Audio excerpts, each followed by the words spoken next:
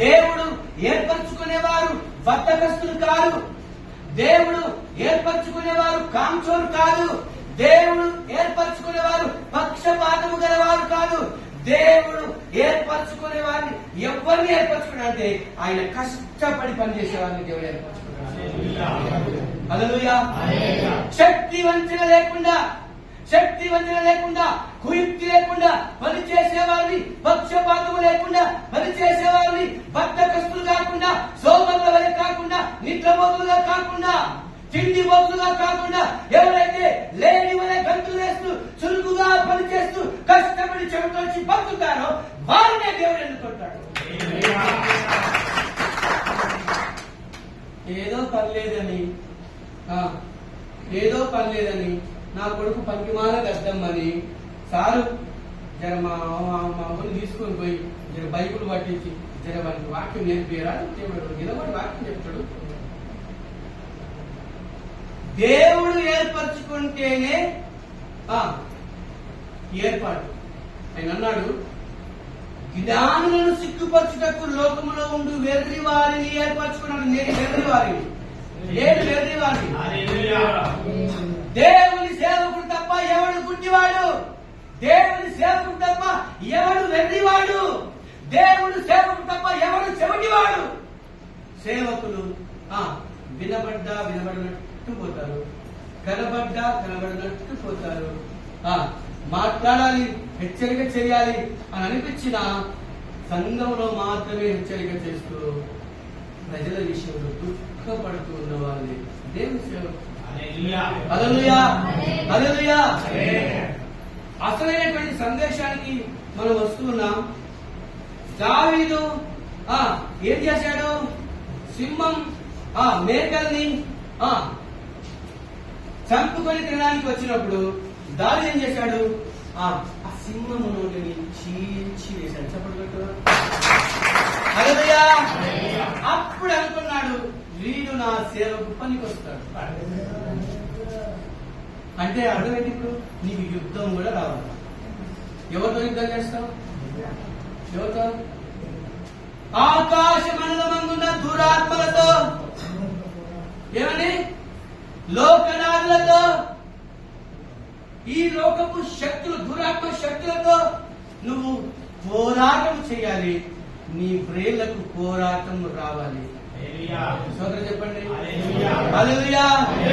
నీకు ఒకవేళ పోరాటం రాకపోతే, నువ్వెంత విశ్వాసంలో ఉన్నా, నువ్వెంత పరిశుద్ధంగా బతకాలనుకున్నా నువ్వు ప్రయత్నం చేస్తావే కానీ వెనుక ఒకడు వచ్చి నిన్ను తన్ని పడేయాలని ఒకడు ప్రయత్నం చేస్తాడు.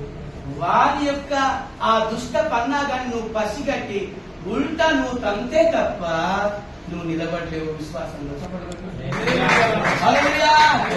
నువ్వు ఎదురు తన్నాలి వాడికి.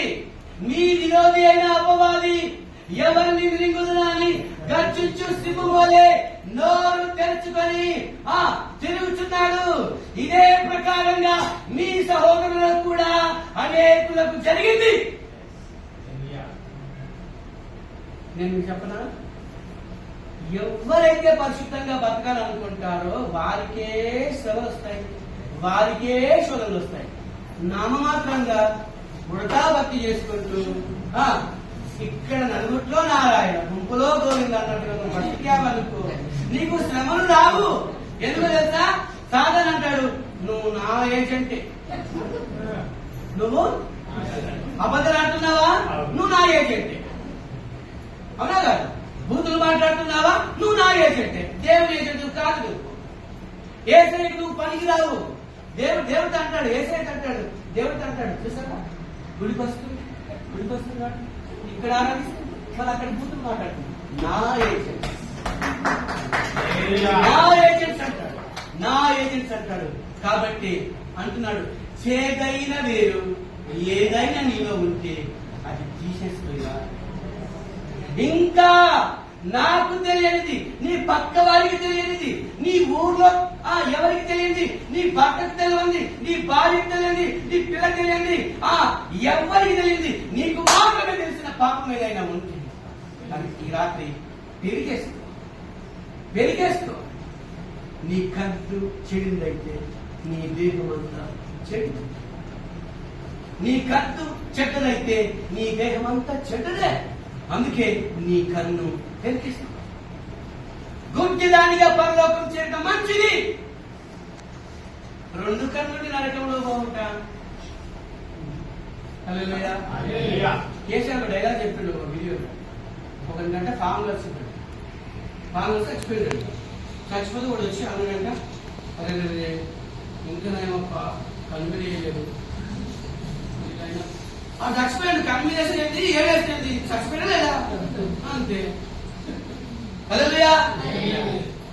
ప్రకటన గ్రంథంలో అంటాడు, దేవుడు సంఘాలతో మాట్లాడుతున్నాడు, నేను ధనవంతుడను, ధనవృద్ధి చేసుకున్నాను, నాకు భయమేమి లేదు, నేను నీతిమంతుణ్ణి, నేను గుడికి వెళ్తున్నాను, పాట పాడుతున్నాను, కానిస్తున్నాను, పాస్టర్ గారికి లంచ్ ఏర్పాటు చేస్తున్నాను, పాస్టర్ గారికి మర్యాద ఇస్తున్నాను, పాస్టర్ గారికి నాయకుడే ఉంటాడు, నా ఇంటికే వస్తాడు, నాకు పరలోకం గ్యారంటీ అని అనుకున్నావు అనుకో, నీ క్రియలు దేవుడికి తెలియవా? ఆయన అంటాడు, ఇదిగా నువ్వు జీవించుచున్నావన్న పేరు మాత్రమే నీకుంది, కానీ నువ్వు మృతుడవే. ఏమిటండి? నువ్వు మృతుడవే. దావీదును ఇశ్రాయేలు ప్రజల మీద రాజుగా ఎన్నుకున్నాడు, ఆయనకు ఇష్టమైంది. కానీ నిన్ను పరలోకంలో ఆయన చేర్చుకోవడానికి, ఆయన ఇష్టపడాలి అంటే నువ్వేం చేయాలి? ఏం చేయాలి? నులివెచ్చగా. హల్లెలూయా. నేను ఒక 2 రెఫరెన్స్ మీకు చూపిస్తాను. 18వ అధ్యాయం చూడండి.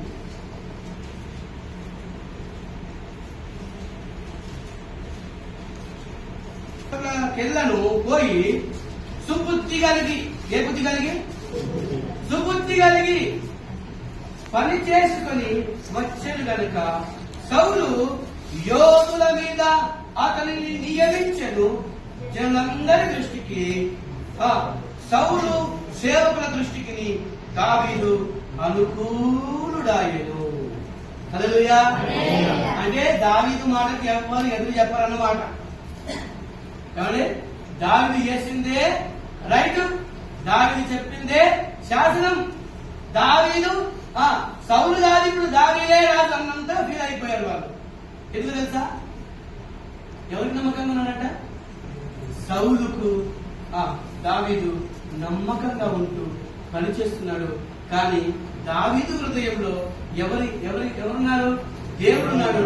ఆయన అంటున్నాడు, నేను దేవునికి నమ్మకంగా ఉండాలి. హల్లెలూయా. నేను దేవునికి నమ్మకంగా ఉండాలి. దేవునికి నమ్మకంగా ఉంటే నేను మనుషులందరి దృష్టికి నేను రాజునై. కష్టపడండి. ఒకటికి 1 తలాంతు ఇచ్చాడు, 2 తలాంతులు ఇచ్చాడు, 5 తలాంతులు ఇచ్చాడు. ఎన్ని ఇచ్చాడు? 5 తలాంతులు ఇచ్చాడు. 5 ఉన్నవాడు 10 చేశాడు, 2 ఉన్నవాడు 4 చేశాడు, 1 ఉన్నవాడు బాగా తెలియవంతుడు, బాగా జ్ఞానవంతుడు మట్టిలో తీసుకెళ్లి గుంతతోడి ఆ 1 తలాంతులు అక్కడ పెట్టి సోదరం అంటున్నాడు. వచ్చాడు, రానే వచ్చాడు, తలాంతులు ఇచ్చిన వాడు మల్టిపుల్ చేయాలని చెప్పి వెళ్ళిపోయాడు. 5 తలాంతులు దేవాన్ని దగ్గరికి వెళ్ళాడు. అయ్యా, నువ్వు ఇచ్చిన దానికి నేను రెట్టింపు చేశాను, అంటే 1 అంటే 5 చేశాను, 10 తీసుకో. ఈ 2 వాని దగ్గరికి వెళ్ళాడు, 2 ఇచ్చిన వాని దగ్గరికి వెళ్ళాడు. నువ్వే చేశాడు బాబు అని అంటే, అయ్యా నువ్వు ఇచ్చిన 2 కదా, ఇంకా 4 చేశాను అయ్యా, నీ 2 నీకు, నా 2 నీకు. హల్లెలూయా. నీవు ఎంతగా నువ్వు దేవుని నమ్ముతున్నావో దేవుడు నిన్ను అంతగా నమ్మాలి. ఇప్పుడు దేవుడు నిన్ను నమ్మాలా, నువ్వు దేవుని నమ్మాలా? అయోమయ స్థితిలో ఉన్నాం మనం అంతా. మనము ఏంటంట? దేవుడే మనల్ని నమ్మే విధంగా ఉండాలి. నా దాసుడైన దావీదు పాపము చేయడు అని ఆయన ఫిక్స్ అయిపోవాలి. నా భక్తుడైన యోబు ఏ మాత్రం నా విషయంలో నమ్మకద్రోహం చేయడు అని ఆయన ఫిక్స్ అయిపోవాలి. నీ గురించి, నా గురించి, అందరి గురించి దేవుడు ఫిక్స్ అయిపోవాలి. వీళ్ళు పరిశుద్ధులే తప్ప అపరిశుద్ధులు కాదు. వీళ్ళ నోట్లో నా స్తుతి ఆగదు తప్ప, మంచి మాట తప్ప వీళ్ళ నోట్లో అసలు బూతులే రావు అని ఆయన ఫిక్స్ అయిపోవాలి.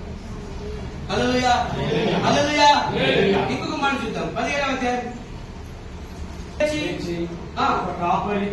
ఒక కాపరికి గొర్రెలను అప్పగించి ఆ వస్తువులను తీసుకొని యెషయా తనకిచ్చిన ఆజ్ఞ చొప్పున ప్రయాణమైపోయెను. చాలు.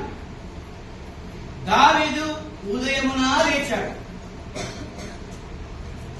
మీకు అర్థమై ఉండాలి, మీకు అర్థమై ఉండాలి. ప్రతి ఉదయమున నువ్వు మొట్టమొదట నీ నోటి నుండి నీ దేహం ద్వారా నువ్వు ఎవరిని మొక్కాలి, ఎవరు చూపించాలి? అయితేనే నువ్వు దేవుని బిడ్డవి. హల్లెలూయా. లేచానయ్యా, బాకి పోకపోతే మన ఎక్కడ తిరుగుతుంది, బాయి పోకపోతే పొలం పోకపోతే మన ఆయన తిరుగుతాడని నువ్వు కనుక ఆత్రం సూత్రం అన్నావు అనుకో, వేకువనే లేచి నువ్వేం చేయాలట? వెందరకడ 2 మోకాళ్ళ మీద ఉండి బైబిల్ చదువుతావా చదువు, దేవుని ఆరాధిస్తావా ఆరాధించు, ప్రార్థన చేస్తావా ప్రార్థన చేయి. అప్పుడంట సాతాను నీ దగ్గరికి రాడంట. అపవాదిని ఎదిరించుడు, దేవునికి లోబడి ఉండు, అప్పుడు వాడు నీ ఎదురు నుండి వాడు పారిపోవాలంటే నువ్వేం చేయాలంట? దేవుని ఎదిరించి సాతానుకు లోబడి ఏమండి చెప్పండి, కన్ఫ్యూజన్ లో పడ్డారా? దేవుని ఎదిరించి సాతానుకు లోబడి ఏం చేయాలంట? మీరు ఎప్పుడైనా అన్నారా? కోపం వస్తే దేవుని కూడా పక్కన పెడతారా? ఎప్పుడైనా కోపం వస్తే మీకు కోపం వస్తే దేవుని కూడా పక్కన, ఇక దేవునే పక్క పెట్టినప్పుడు పాస్టర్ పక్క పెట్టవా? టీవీ పక్కన ఎత్తేస్తావు, గంటగుద్దలకు ఎత్తేస్తావు. హల్లెలూయా, హల్లెలూయా. నేను ఈరోజు మీ అందరికి తీసుకొచ్చిన సందేశం ఏంటంటే దేవునికి నమ్మకంగా జీవించాలి. దావీదు దేవునికి నమ్మకంగా జీవించాడు, మనుషులకి నమ్మకంగా జీవించాడు, తండ్రి పట్ల నమ్మకత్వాన్ని చూపించాడు.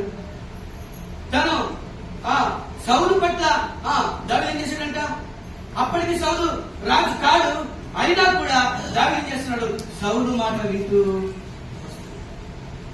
ఆల్రెడీ ఈయనకు అభిషేకం జరిగింది, ఈయనకు పట్టాభిషేకం జరిగింది, ఈయననే రాజు. అయితే అయినా కూడా సౌలు దావీదును కమాండ్ చేస్తూ వస్తుంటే దావీదు అక్కడ కూడా నమ్మకాన్ని చూపించాడు. మీకు ఇంకో విషయం చెప్తాను. సౌలు దావీదును చంపాలి అని చూసిన, సౌలును చంపడానికి దావీదుకు అవకాశం వచ్చినా, చంపాలని అనుకున్నా చంపలేకపోయాడు. నీకు తిట్టాలనిపించినా తిట్టకు, కొట్టాలనిపించినా కొట్టకు, అబద్ధం ఆడాలనిపించినా అబద్ధం ఆడకు, పాపం చేయాలనిపించినా పాపం అనిపిస్తుంది. నేను మనిషినే, నువ్వు మనిషివే, అందరూ మనుషులే. అందరికీ ఏముందా? కామ, క్రోధ, లోభ, మోహ, మలమత్సర్యాలు ఉన్నాయి. ఏ సరే తప్ప చెప్పండి.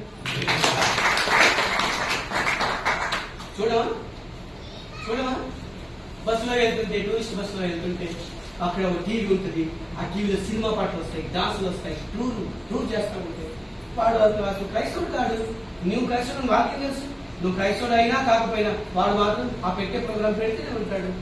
లేదంటే మీ దగ్గర సెల్ ఫోన్ లేవా? సెల్ ఫోన్లలో ఎన్ని బూతులు వస్తాయి, ఎన్ని అశ్లీల చిత్రాలు వస్తాయి, ఎన్ని యాడ్స్ వస్తుంటాయి, అన్ని చూస్తావు.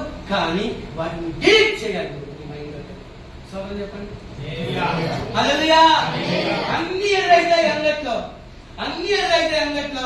నువ్వు తినకూడని ఎదురైతాయి, తినవలసినవి ఎదురైతాయి, చూడకూడని ఎదురైతాయి, చూడవలసినవి ఎదురైతాయి, తీసుకోవాల్సినవి ఎదురైతాయి, తీసుకోకూడని ఎదురైతాయి, అన్ని ఎదురైతాయి. కానీ నువ్వు ఏది డిలీట్ చేస్తున్నావో అక్కడి నుంచి చూస్తున్నాడు ఆయన.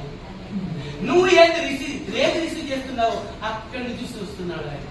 హల్లెలూయా, హల్లెలూయా, హల్లెలూయా, హల్లెలూయా అంత అంటాడు ఆయన.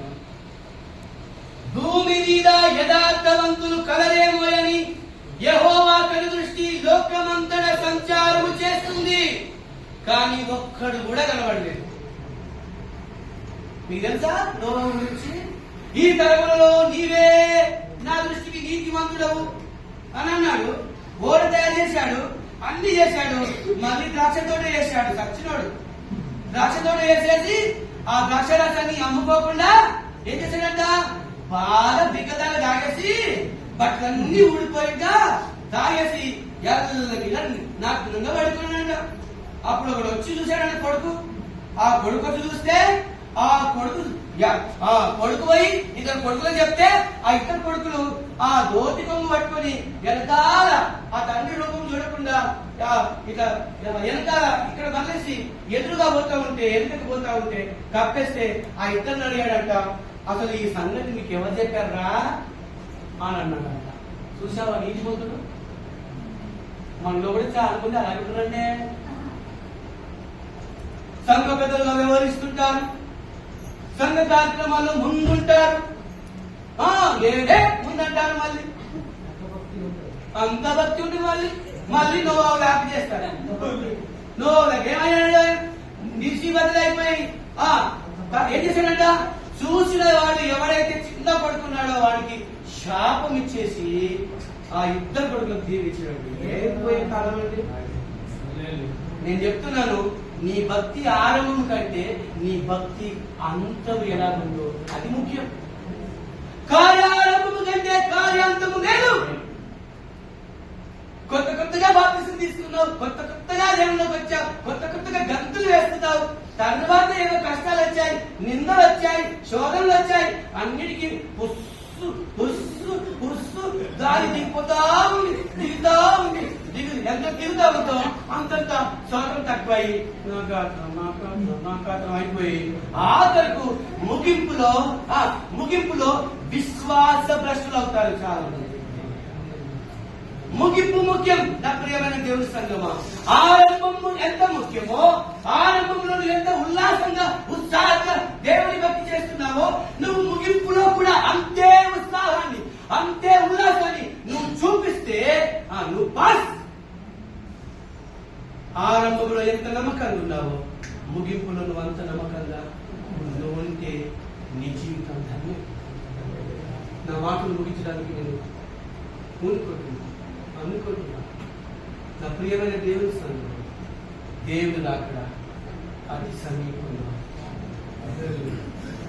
జనం లేస్తాడన్నాడు, లేస్తుంది. మనుషుల మీదకి మనుషులు లేచి కత్తులతో పొడుచుకుని చచ్చిపోతారంటే అది జరుగుతుంది. కరువులు వచ్చాయి, భూకంపాలు వచ్చాయి, అన్ని వచ్చాయి. అత్తకు కోడలికి అన్నాడు, అది అవుతుంది. తండ్రికి తనయులు కత్తులు అంటే అది అవుతుంది. టీవీలో చూస్తాం, పేపర్లు, సాక్షి పేపర్లు చూస్తాం. తండ్రిని కొట్టి చంపిన తనయుడు దేవుని రాకడకు సూచన కాకపోతే ఏంటి? నిద్రపోతున్నావా? ఈ నిద్రపోతా లే, నీకేమి వచ్చినది? ఈ సముద్రంలో మేము చావాలని నువ్వు కోరుకుంటున్నావా అని అంటే ఆయన అన్నాడు, నన్నే ఎత్తేరా బాబు. ఏమండి, ఈ అపాయము నా వల్ల వచ్చింది. నువ్వు ఎప్పుడైనా అన్నావు? సంఘానికి ఈ నింద నా మూలంగానే వచ్చింది. సపోజ్ అందరు ఉన్నారు, బయట వాళ్ళు చూస్తున్నారు, మందిరానికి నువ్వు వస్తున్నావు, పోతున్నావు. ఏ సంఘం రా బాబు? నీ సంఘం ఉందా? మొగలు నిలిచబెట్టి ఇంకొద్దు నుండి సంసారం చేస్తూ వ్యభిచారం చేస్తుంది. గీతి సంఘమా? అన్నప్పుడు దేవుని సంఘానికి నింద వచ్చినట్టు అన్నట్ట. ఆ నిందను కొట్టియండి. ఇశ్రాయేలులో అంటాడు, యాకోబులో ఏ తంత్రము లేదు, ఏ మంత్రము లేదు. ఇప్పుడు కూడా దేవుడు నీ గురించి చెప్పాలి. షాదీపూర్ క్రైస్తవ సంఘం అన్నవాడు, ఈ సంఘములో వ్యభిచారం లేదు అని దేవుడు సాక్ష్యం ఇవ్వాలి. దేవుని భక్తి అంటే ఆశ్రమ అనుకుంటున్నావా? విశ్వాసం అంటే ఏంటనుకుంటున్నావు? బైబిల్ అంటే ఏంటనుకుంటున్నావు? ఏ చెట్టు బైబిల్ పడుతున్నావు? ఏ మనసుతో దేవుని ఆరాధిస్తున్నావు? ఏ మనసుతో దేవునికి కానుకిస్తున్నావు? ఏ మనసుతో దేవుని కోసం నువ్వు బతుకుతున్నావు? నీ బతుకు దేవుని కోసం బతుకుతే నీ భక్తి నీకు శక్తిని ఇవ్వాలి. హల్లెలూయా, హల్లెలూయా. ఎంతమంది బాప్తిసం తీసుకున్నారు ఇక్కడ? చేతులు కానీ కొంచెం పైకి తనకు సంతోషం వేసింది. మీ వలన దయ్యాలు వెళ్ళిపోవాలి. అమ్మా ఎక్కడ మళ్ళీ మీ వలన స్వస్థతలు జరగాలి. మీ వలన మీ ద్వారా అన్య భాషలు మాట్లాడగలగాలి. మీరు హానికరమైనది త్రాగినను మీకు హాని చేయవద్దు. మీరు నాగుపాములను తొక్కేగల ధైర్యం, పరిశుద్ధాత్మ రోషం మీకు రావాలి. వచ్చిందా అంటే అర్థం ఎక్కడున్నావు? నువ్వు ఇంకా జీరోలో ఉన్నావు. సోదరు చెప్పండి. నీ ప్రార్థనలో శక్తి రావాలంటే ఈ రోజు రాత్రి వెళ్ళి నువ్వు దేవుని అడుగు, ప్రభువా నేను నీవు చెప్పిన విధంగా లేకపోవడానికి నా బతుకులో ఏమైనా బలహీనత ఉందా? నా నోటి ద్వారా ఏమైనా బలహీనత ఉందా? నా చూపు ద్వారా ఏమైనా బలహీనత ఉందా? నా తలంపుల ద్వారా ఏమైనా బలహీనత ఉందా? నా కాళ్ళ ద్వారా, నా చేతుల ద్వారా, నా హృదయం ద్వారా నేను ఏమైనా చేస్తున్నానా? అయ్యా నా బలహీనత ఏంటో నాకు తెలియవచ్చు. నువ్వు చేయాల్సిన ప్రార్థన ఈ రాత్రి నా బలహీనత ఏంటో నువ్వు తెలియపరచు. పేతురు అన్నాడు ముమ్మారు, అయ్యా నీకోసం నేను చెరసాలకు కూడా పోతానయ్యా అంటే యేసయ్య అన్నాడు, నువ్వు దాన్ని ఎరగనని ముమ్మారు పోతావంటే ఆయన పశ్చాత్తాపడి ప్రార్థన చేస్తే ఏం చేశాడంట? అంత్య దినములలో సంఘము అంత్యొకల సంఘం ప్రారంభించబడినప్పుడు పేతురు ప్రసంగము చేస్తే 3000 మంది రక్షించబడ్డారు. ఇదే పేతురు 3 సార్లు ఏసి ఎవరో నాకు తెలియని దొంకిలోని మెసేజ్ వర్తమానం విన్నా 3000 మంది మార్చబడ్డారు. చెప్పబట్టు నువ్వు బలహీనులు అనుకోకు, నువ్వు బలవంతుడవే. నువ్వు ఏదైతే చేయాలనుకుంటున్నావో అది నీ వల్ల కావట్లేదు, నువ్వు చేయట్లేదు. ఏదైతే వద్దనుకుంటున్నావో నీకు తెలియకుండా జరిగిపోతుంది. దానికోసం నువ్వు ప్రార్థన చేయాలి. హల్లెలూయా, హల్లెలూయా. నా మాట మీకు అర్థమవుతున్నాయా? సంఘములతో ఆత్మ చెప్పుచున్న మాట చెప్పగలవాడు అంటే నేను మళ్ళీ ఎప్పుడైనా వచ్చినప్పుడు ఇదే వాక్యం అడుగుతాను, అప్పుడు గడగడా చెప్పేయాలి. అర్థమేమా? అప్పుడు గడగడా చెప్పాలి. ఎప్పటి నుంచి? స్టార్టింగ్ నుంచి ఎండి వరకు నేనేమి చెప్పాను అని చెప్తారా? కష్టమే కదా, చెప్పడం కష్టం కదా. అంశం అయితే గుర్తుంటుంది, నమ్మకంగా జీవించు. హల్లెలూయా. దేవునిగా మానవత నమ్మకంగా జీవించేది దేవుడు. ఎందుకు తెలుసా? నీ శరీరాన్ని మాత్రమే కాకుండా నీ ఆత్మను కూడా నరకంలో పడవేయగల శక్తి సామర్థ్యాలు గలవాడికి నువ్వేం చేయాలంట? నమ్మకంగా, భయముతో, వణుకుతో నీ విశ్వాసాన్ని, నీ భక్తిని కొనసాగించాలంట. హల్లెలూయా, హల్లెలూయా. ఇప్పుడు నిన్ను రాజుగా చేయాలంటే ఇప్పుడు దావీదులాగా నువ్వు ఆరాధించాలి. చేయాలి. దావీదులాగా నువ్వు ఆరాధించాలి. దావీదులాగా దేవునికి నమ్మకంగా జీవించాలి. దావీదులాగా స్తుతించాలి. ఆయన స్తుతిస్తే, ఆయన ఆరాధిస్తే స్వస్థతలు జరిగాయి కదా. సౌలులో ముందు పరిశుద్ధాత్మ ఉండింది, పరిశుద్ధాత్మ వెళ్ళిపోయింది. పరిశుద్ధాత్మ వెళ్ళగానే ఎప్పుడు దురాత్మ వచ్చేసింది, వీళ్ళ దూరింది. అప్పుడు అక్కడ పనివాళ్ళు చెప్పారు, దావీదు అని ఒక పడుచువాడు ఉన్నాడు, అతడు సితారా వీని వాయిస్తే అతడు వాయించిన ఆ వాయింపుకు ఆ సౌండ్కి దయ్యాలు చెప్పండి. గట్టిగా దేవుని ఆరాధిస్తే ఏం కావాలి? దయ్యాలు పోవాలి. నువ్వు ప్రార్థన చేస్తే రోగులు స్వస్థపరచబడాలి. నా నామమున దయ్యములను వెళ్ళగొట్టుదురు, రోగులను స్వస్థపరచుదురు, అన్య భాషలు మాట్లాడుదురు, హానికరమైన త్రాగిన వారికి హాని చేయదు, విషకరమైన త్రాగిన నాగుపాము త్రొక్కుదురు. వారు ఇంత అద్భుతాలు చేస్తారట. ఎవరను? నమ్మి బాప్తిసం పొందిన వాడు. నమ్మి మీరు భక్తి తీసుకున్నారు కదా, అంటే నీ వల్ల ఎందుకు అవ్వట్లేదు అని ఒకటి క్వశ్చన్ వేస్తే మీరు ప్రార్థన జీవితం అనేది పాటలు పాడమంటే ఇంకా తీస్తారు. ఇక పాటల పుస్తకాలు 200 పాటలు 200 పాడే పాట. కానీ ప్రార్థన, హల్లెలూయా. నువ్వు ఎప్పుడైనా ప్రార్థన చేయాలి తెలుసా? దేవుడు నీతో కనెక్ట్ అయ్యే వరకు ప్రార్థన చేయాలి. చెప్పండి, ఎప్పటి వరకు? పక్కింటోడు మాట్లాడే మాటలు కూడా నీకు వినబడినంత వరకు కనెక్ట్ కావాలి నువ్వు ప్రార్థనలో. నీకున్న సమస్యలు నీకు నువ్వుగా మర్చిపోయే విధంగా అంతదాకా ప్రార్థించాలి. అప్పుడైతే కానీ నువ్వు దేవుడిలో కనెక్ట్ కావాలి. అందరూ పక్క వాళ్ళు చెప్పండి, మనం ప్రార్థనలో పరిశుద్ధాత్మ కనెక్ట్ కావాలని చెప్పండి. పక్క వాళ్ళు చెప్పండి. చూసారా, మీ లోపల ఒక ఒపీనియన్ వచ్చేసింది, మా వల్లే అవుతుంది అయినా. హల్లెలూయా. ఆయన చెమట రక్తముగా మారే వరకు ప్రార్థన చేశాడంట. కనీసం నీ చెమట రక్తంగా మారే వరకు చేయండి. కనీసం ఆ చెమట ఆ బట్టని తడిపే వరకు ప్రార్థించు. చెప్పండి. హల్లెలూయా. హల్లెలూయా. నేను ఈ రోజు ఈ అంశంలో దావీదును మాత్రమే ఎందుకు తీసుకున్నానంటే, అందరిలో బలహీనతోడు కానీ దేవునికి నమ్మకంగా చివరి వరకు ముందు వాడే పిలుపు పతాకాన్ని ఎగరేస్తాడు. హల్లెలూయా. హల్లెలూయా. ఎగురుచున్నది విజయ పతాకం, యేసు రక్తమే మా జీవిత విజయం. ఎగురుచున్నది విజయ పతాకం, యేసు రక్తమే మా జీవిత విజయం. రోగముక్త మరణములను తీసివేయును, నిజ జీవనం చేయుటకు శక్తి అని. రోగముక్త మరణములను తీసివేయును, నిజ జీవనం చేయుటకు శక్తి. రక్తమే రక్తమే రక్తమే యేసు రక్తమే రక్తమే జయం, యేసు రక్తమే జయం, రక్తమే జయం, యేసు రక్తమే జయం. హల్లెలూయా. దేవుడు 10 రూపాయలు లక్ష్యం పెట్టేవాడు కాదు. నువ్వు ₹1,00,000 డ్రెస్ వేసుకొచ్చావా?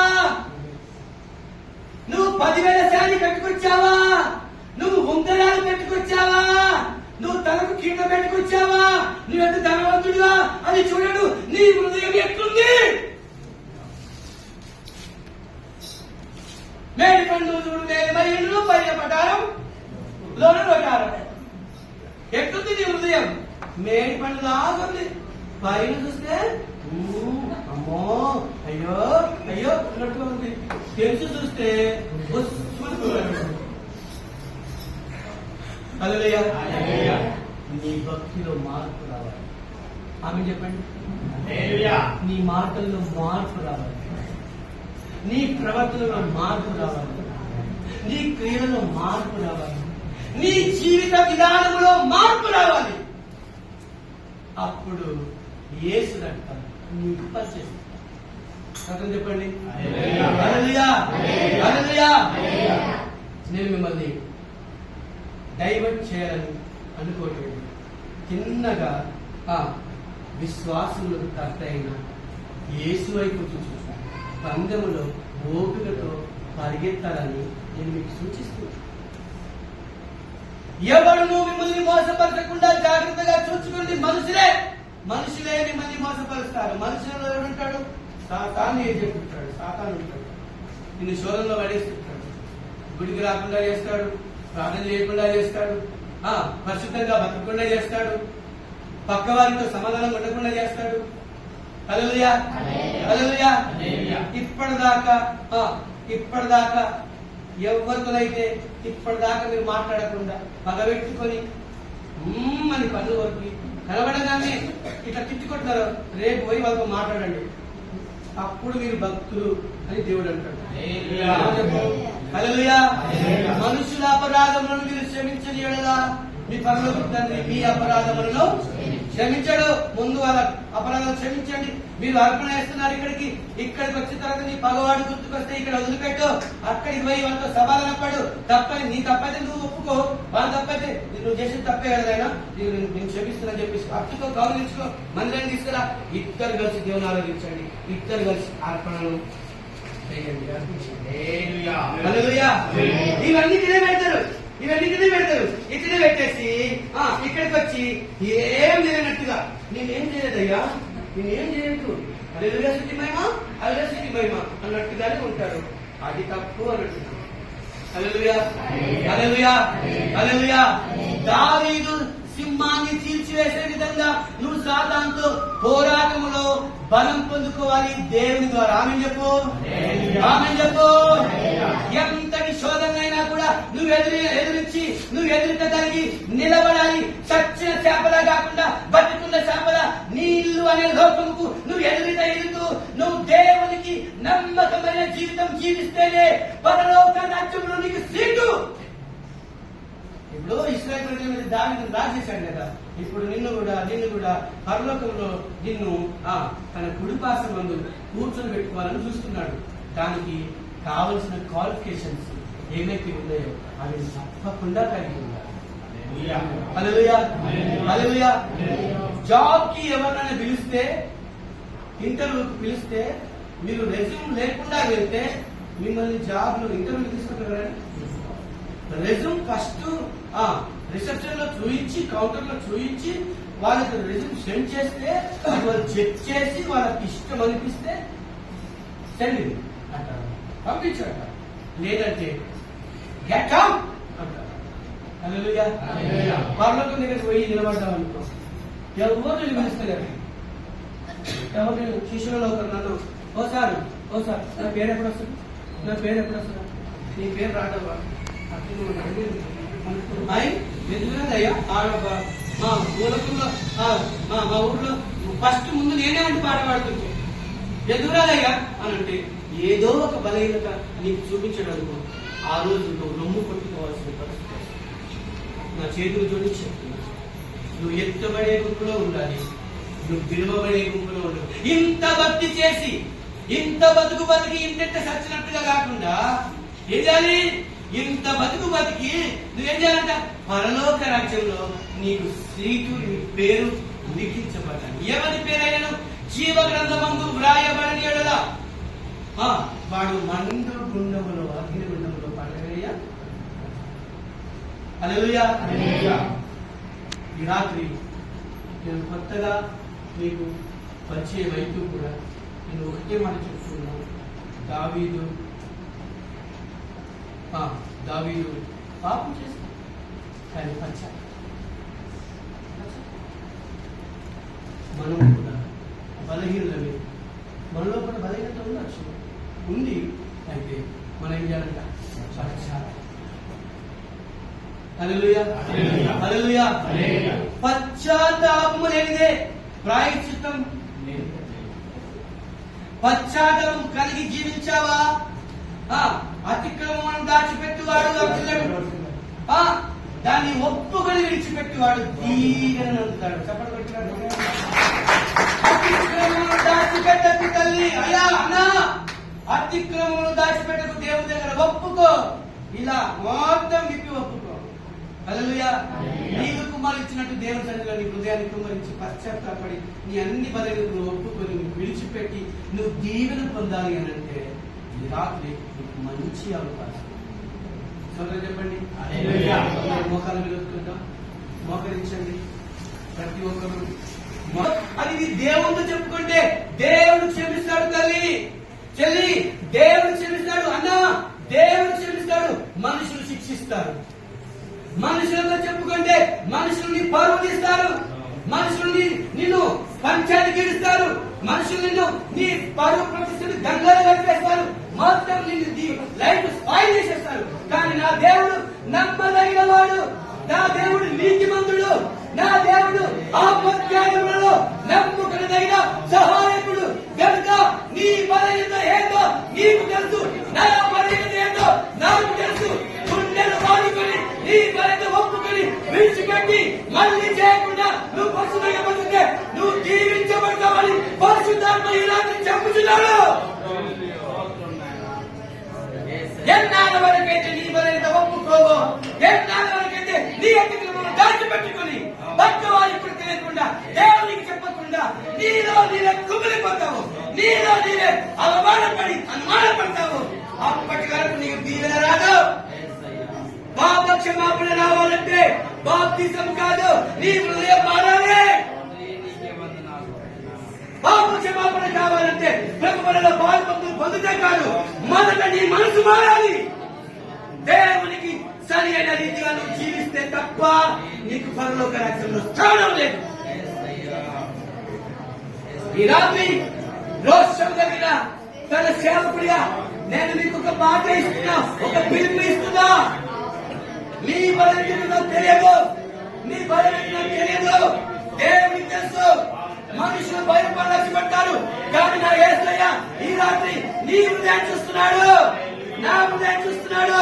నేనేంటో ఆయనకు తెలుసు, నువ్వేంటో ఆయనకు తెలుసు, నీ భాగవతమంతా ఆయనకు తెలుసు. నువ్వు ఒప్పుకొని విడిచిపెట్టి, నువ్వు ఒప్పుకొని విడిచిపెట్టి మళ్ళీ దాని వైపు చూడకుండా, మళ్ళీ దాని వైపు చూడకుండా నువ్వు పరిశుద్ధంగా బతికితే, నీ నోరును అపవిత్రపరచుకోకుండా, నీ చూపుల్ని అదుపు లేకుండా అపవిత్రపరచుకోకుండా, నీ వరిలో నువ్వు ఎప్పుడైతే స్వాధీనం అందుకుంటావు, నీ హృదయాన్ని ఎప్పుడైతే స్వాధీనం అందుకుంటావు, అప్పుడు దేవుడు నిన్ను దీవిస్తాడు. నిన్ను మాత్రమే కాదు, నీ కుటుంబాన్ని కూడా దీవిస్తాడు దేవుడు. ఈ రాత్రి నా దేవుడు చెప్తున్నాడు.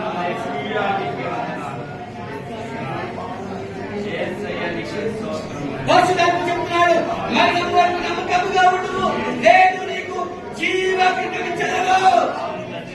అంతం వరకు సహించువాడేవాడు వారే రక్షణ పొందును.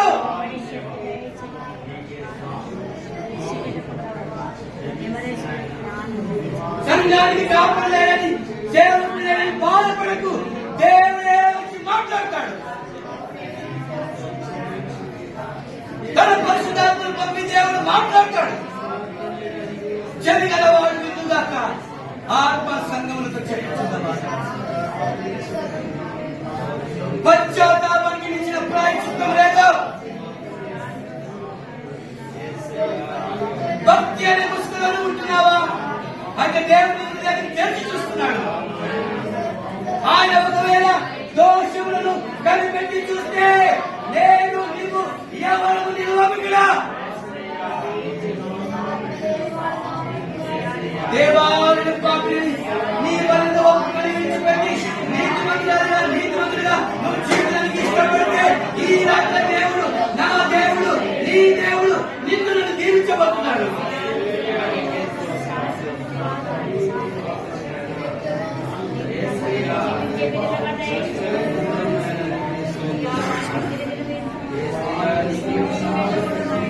తండ్రి నీకు స్తోత్రం నాయనా. నేను పాపిని దేవా, నా పాపములు క్షమించు. ఇంతవరకు ఏ విషయంలో అయితే నేను అవిధేయుడిగా ప్రవర్తించానో, అవిధేయుడిగా ప్రవర్తించానో నా అవిధేయతను మన్నించు ప్రభువా. దేవాలను పాపినయా, నా పాపాన్ని మన్నించి క్షమించిన రక్తంతో కడుగునాయనా.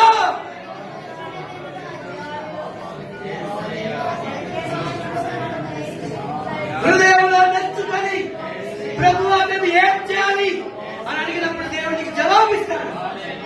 ఇలా బ్రతుకు అని అంటాడు దేవుడు.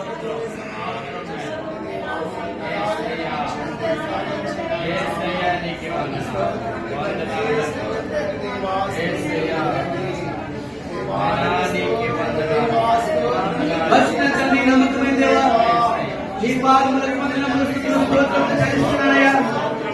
ఇంతవరకు నన్ను నిలబెట్టుకొని అల్పుడను, దౌర్భాగ్యులను అయ్యా ఏ మంచి జనం నిలబెట్టుకొని నువ్వు నీ ఆత్మతో అభిషేకించి నన్ను వాడుకొని నా ద్వారా అయ్యా ఈ పనికి మాలని వారి ద్వారా నువ్వు మాట్లాడి నీ ప్రజలతో మాట్లాడి అయ్యా ఈ రాత్రి వరకు సిద్ధపరచబోతున్నందుకు స్తోత్రాలు నాయనా.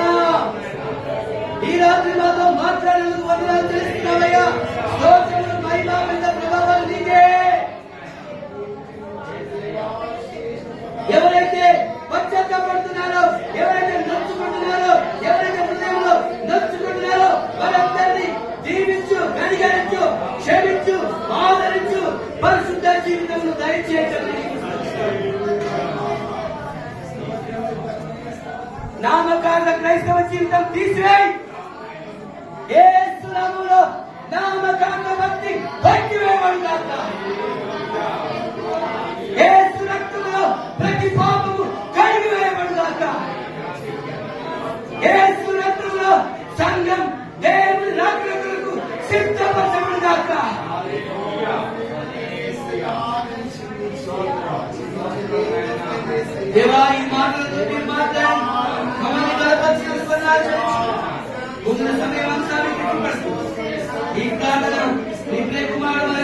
చేయుటకు మా ప్రభువైన యేసుక్రీస్తు వారి యొక్క పరిశుద్ధ నామములో దీనుడనై ప్రార్థించి వేడుకొచ్చున్నాను తండ్రి. ఆమేన్.